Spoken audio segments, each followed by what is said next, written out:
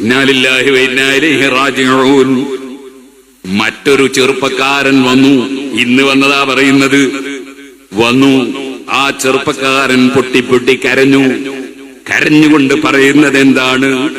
എന്റെ ചെറിയ മകൻ ആത്മഹത്യ ചെയ്തു. ചെറിയ കുട്ടി, പ്രായം പൂർത്തിയാകാത്ത കുട്ടിയാണ്.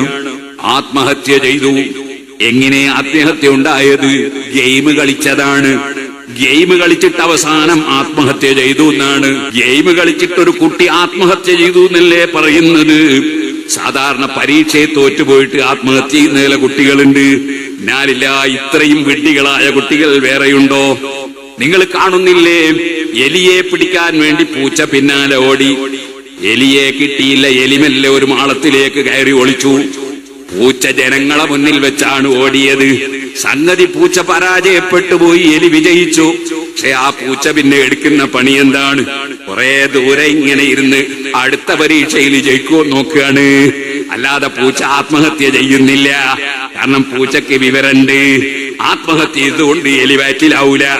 എലിയും പരിശ്രമിക്കുകയാണ് വേണ്ടതെന്ന ബോധം ആ പൂച്ചക്കുണ്ട്. അതിങ്ങനെ കാത്തിരുന്ന് വീണ്ടും എലി പുറത്തിറങ്ങിയപ്പോ പിന്നാലെ ഓടിപ്പോയി. അപ്പോൾ എലി മറ്റൊരു മാളത്തിലേക്ക് കടന്നുപോയി. രണ്ടാമത്തെ പരീക്ഷയിലും പൂച്ച തോറ്റുപോയി. അപ്പോഴും പൂച്ച ആത്മഹത്യ ഒരുങ്ങുന്നില്ല കേട്ടോ. പിന്നെയോ പൂച്ച പിന്നെയും അതാ കാത്തിരുന്ന് പരിശ്രമമാണ്. ഒരൊറ്റ ദിവസം 10 പ്രാവശ്യം ആ പൂച്ച എലിയുടെ പിന്നാലെ ഓടി. പക്ഷേ എലിയെ കിട്ടിയില്ല. പൂച്ച പിന്നെയും ഇതല്ലെങ്കിൽ മറ്റൊന്ന് കിട്ടുമോന്ന് നോക്കുകയല്ലാതെ ആ പൂച്ച ആത്മഹത്യ ചെയ്യുന്നില്ല. ഈ ഒരു പൂച്ചയുടെ വിവരം പോലും ഇല്ലാത്തവരല്ലേ ആത്മഹത്യക്കൊരുക്കുന്നവർ. ആത്മഹത്യ ചെയ്തങ്ങ് ചെന്നാൽ സുബ്ഹാനല്ലാഹ്, ഖബറിലെത്തിയാൽ ഗെയിം ജയിക്കുമോ? ഖബറിലെത്തിയാൽ ഗെയിം ജയിക്കുമോ? അതേ, ഖബറിലെത്തിയാൽ ഗർഭിണിയാകുമോ? അതേ, കച്ചവടത്തിൽ പൊളിഞ്ഞു പോയവൻ ഖബറിലെത്തിയാൽ പണം ധാരാളം അതാ ബാങ്കിൽ ഇങ്ങനെ വന്നുകൊണ്ടിരിക്കുമോ? അല്ല. അതേ, ഏതെങ്കിലും ഒരാൾ മരിച്ചുപോയതിനാൽ ദുഃഖം പേറിയിട്ട് മറ്റൊരാൾ മരിച്ചാൽ അതിന്റെ പേരിൽ മരിച്ചവൻ തിരിച്ചു വരുമോ?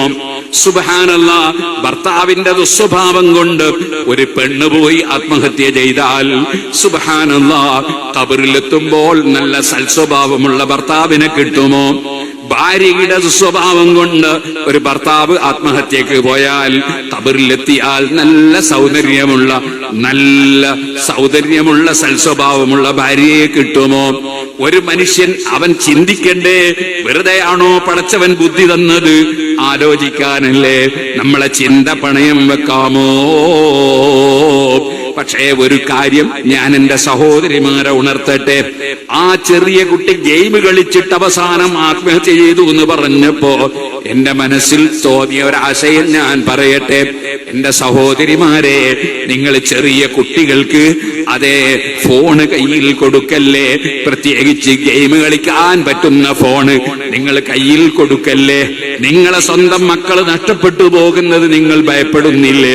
ഞാൻ വേദനയോട് പറയട്ടെ, ആ ചെറുപ്പക്കാരൻ പൊട്ടി കരഞ്ഞപ്പോ ഞാൻ അദ്ദേഹത്തെ കുറെ സമാധാനിപ്പിച്ചു.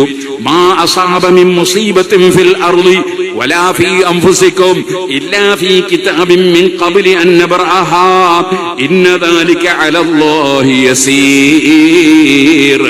അദ്ദേഹത്തെ ഞാൻ സമാധാനിപ്പിക്കുമ്പോ എന്നോട് പറഞ്ഞു, എന്റെ ഭാര്യയും കൂടെ വന്നിട്ട് റൂമിലുണ്ട്. ഞാൻ അവൾക്ക് ഫോൺ കൊടുക്കാൻ പറഞ്ഞു. ഞാൻ അവളെയും കൂടി കേൾക്കുന്ന വിധത്തിൽ പരിശുദ്ധ ഖുർആനിലെ ഈ ആയത്തോതി കേൾപ്പിച്ചു. എന്താണ് റബ്ബ് പഠിപ്പിക്കുന്നത്? മാ അസാബ മിൻ മുസീബത്തിൻ ഫിൽ അർളി വലാ ഫീ അൻഫുസികും.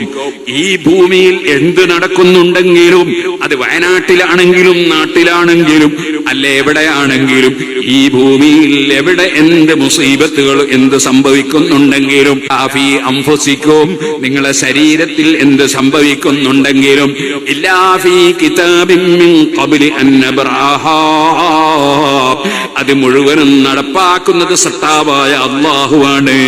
അല്ലാഹ് പറയാണ്, നമ്മളത് നടപ്പാക്കുന്നതിന് മുമ്പ് അതെല്ലാം രേഖപ്പെടുത്തിയ കാര്യങ്ങളാണ്. നേരത്തെ രേഖപ്പെടുത്തിയ കാര്യങ്ങൾ നടപ്പാക്കുകയാണ്.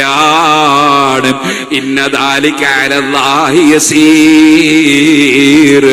അധികാരം പടച്ച റബ്ബിന് മാത്രമല്ലേ ഉള്ളൂ.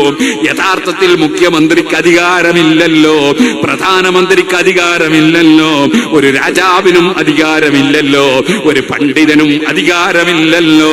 യഥാർത്ഥത്തിൽ അധികാരം ഒരു മലക്കിനും ഒരു നബിക്കും ഒരു വലിയനും ഒരാൾക്കും അധികാരമില്ലല്ലോ. ലഹുൽ മുൽക്ക്, അധികാരം മുഴുവനും അല്ലാഹുവിനാണ്. തബാറക്കല്ലദീ ബിയദിഹിൽ മുൽക്ക്, അധികാരം മുഴുവനുമുള്ളവൻ അല്ലാഹുവാണ്. ഇത് ഉറച്ചു വിശ്വസിക്കുന്നവരല്ലേ നമ്മൾ? അത് ഖുർആൻ പഠിപ്പിച്ചതല്ലേ?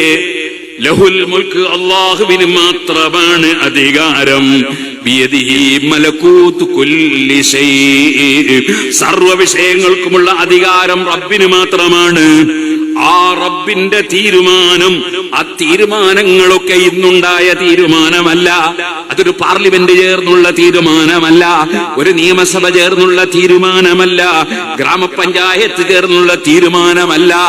അതേ മിൻ ഖബ്ലി അൻ നബ്റാഹ, നമ്മൾ നമ്മളെ തീരുമാനം ഇവിടെ നടപ്പാക്കും.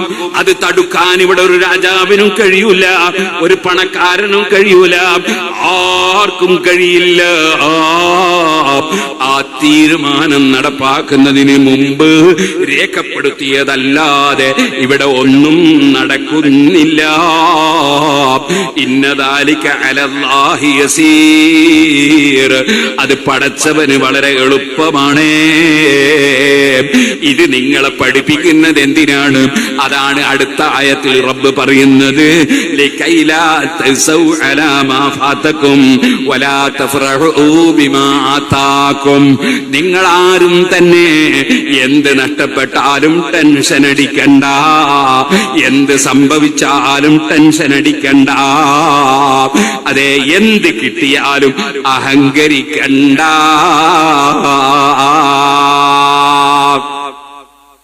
ഏത് മത്സരത്തിൽ ജയിച്ചാൽ, അത് സാഹിത്യോത്സവത്തിലെ മത്സരമായാലും ശരി, അല്ലാത്ത മത്സരമാണെങ്കിലും ശരി, നിയമസഭയിലേക്കോ ലോകസഭയിലേക്കോ ഉള്ള മത്സരമാണെങ്കിലും ശരി, ഏത് മത്സരമാണെങ്കിലും ശരി, ഇനി മത്സരമൊന്നും ഇല്ലാണ്ടാണെങ്കിലും ശരി, എന്ത് കിട്ടിയാലും ഒരാളും അഹങ്കരിക്കണ്ട. അത് നേരത്തെ നമ്മൾ തീരുമാനിച്ച കാര്യം നടപ്പാക്കിയതാണ്. നിന്റെ കഴിവ് കൊണ്ടല്ല, നിന്റെ അധികാരം കൊണ്ടല്ല, നിന്റെ ശക്തി കൊണ്ടല്ല, നിന്റെ പാണ്ഡിത്യം കൊണ്ടല്ല, നിന്റെ പ്രാപ്തി കൊണ്ടല്ല, നിന്റെ ബുദ്ധി കൊണ്ടല്ല, നിന്റെ യുക്തി കൊണ്ടല്ല.